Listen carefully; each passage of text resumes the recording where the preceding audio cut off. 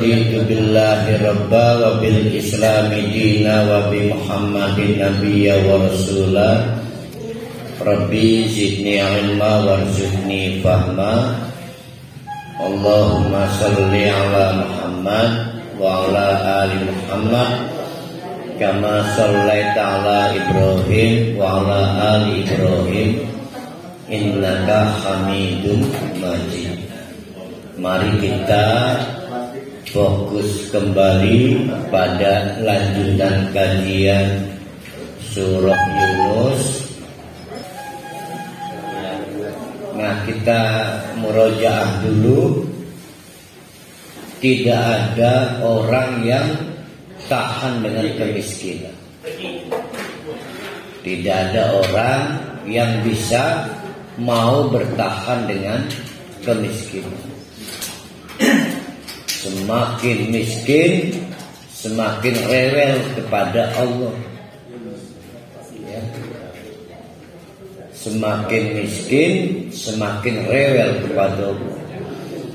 Bahkan saking rewelnya kepada Allah, tidak ada yang sanggup menunda pengen berdoa kepada Allah. Pasti ingin secepat-cepatnya berdoa kepada Allah karena tidak kuat dengan kemiskinan, penderitaan, hal-hal yang menyiksa, tidak menyenangkan.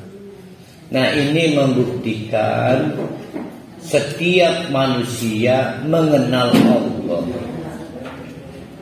Setiap manusia mengenal Allah, walaupun mengaku ateis, tidak percaya Tuhan, ateis. Walaupun sepanjang hidup badung, maksiat terus, kriminal terus, tetap akhirnya kalau diuji dengan kemiskinan, maka tidak ada yang sanggup menunda pengen berdoa kepada Allah. Nah, ini membuktikan pada dasarnya setiap manusia kenal dengan Allah. Nah, sesudah kenal ada yang lupa, melupakan, macam-macam, terutama ketika merasa tidak butuh Allah. Kapan? Ketika tidak miskin, tidak susah, tidak menderita. Nah, Allah masih ingin menggambarkan anatomi fitrah kita. Beginilah keadaan kita. Ada yang akhirnya baru sadar ada Allah itu di padang mahsyar. Ada yang akhirnya sadarnya di alam barzakh. Macam-macam. Macam-macam. Nah, dari ayat 21 dan seterusnya Allah akan mengungkapkan kurang lebih kita itu siapa.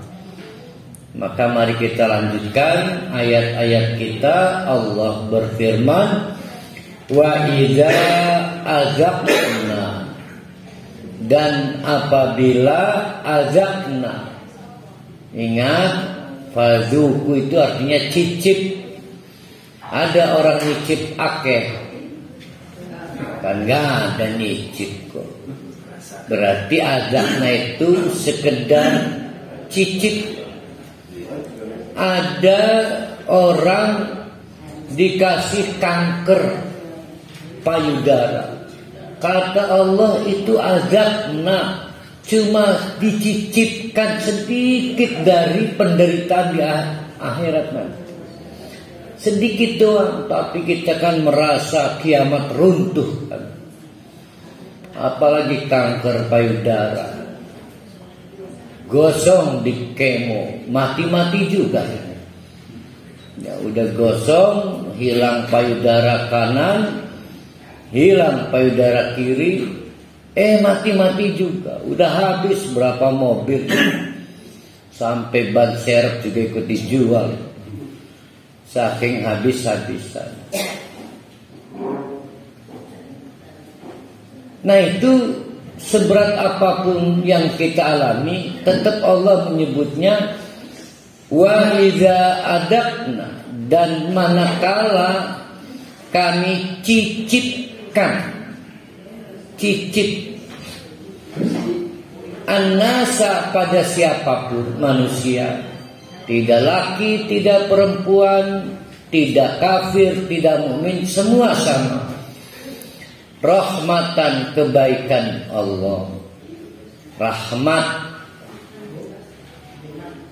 kita ulas sebentar ya supaya nggak lupa.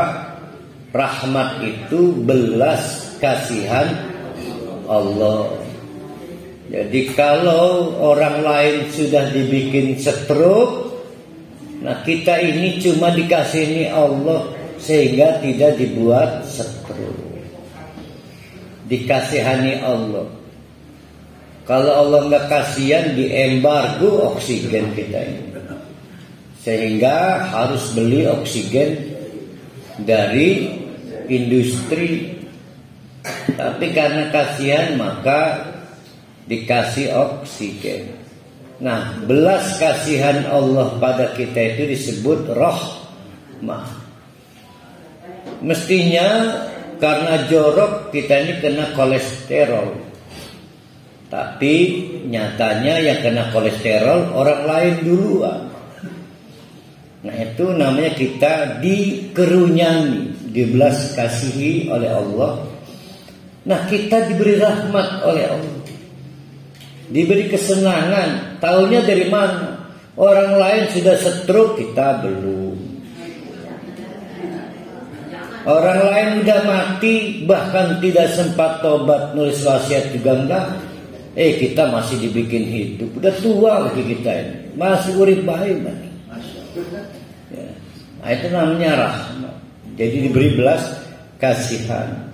Memang didorro'a masathum, padahal sebelumnya sudah bertubi-tubi penderitaan. Masathum, menyentuhnya. Masat, menyenggol, menyentuh. Nah, ini ada orang bertubi-tubi dibuat menderita oleh Allah, akhirnya diberi hiburan oleh Allah, dibikin sembuh, berakhir penderitaannya. Apa yang terjadi? Maka iza lahum makrun. Kira-kira kita begitu enggak? Evaluasi diri aja. Iza, seketika, lahum makrun, orang-orang ini timbul motif jahat. Apa motif jahatnya? Lupa kalau Allah yang mengakhiri penderitaan dengan berbagai narasi. Alhamdulillah ditolong oleh rumah sakit Subarkah. Coba kalau terlambat nggak ke rumah sakit Berkah, udah lupa ke Allah. Alhamdulillah datang ke mantri, kalau telat bahaya. Udah nggak ada cerita tentang Allah. Itu namanya makrun. Makrun itu kejahatan manipulatif yang menyebabkan orang tidak mengakui jasa orang. Nah, ini yang tidak diakui jasa Allah. Kalah sama dokter, kalah sama mantri, dan lain-lain sebagainya. Sampai mungkin kalah sama Pak Jokowi, kalah sama PLT Muktabar, Pak Syafruddin. Merasa inilah orang-orang terbaik yang membuat kita mengakhiri penderitaan. Padahal semua Allah yang menggerakkan. Nah, itu disebut makrun. Makrun itu makrun, tipu daya. Makrun fi ayatina, pada bukti-bukti kekuasaan Allah. Ya tadi itu, menyembuhkan, mengakhiri penderitaan. Nah, gimana itu? Ada orang kayak begitu gimana?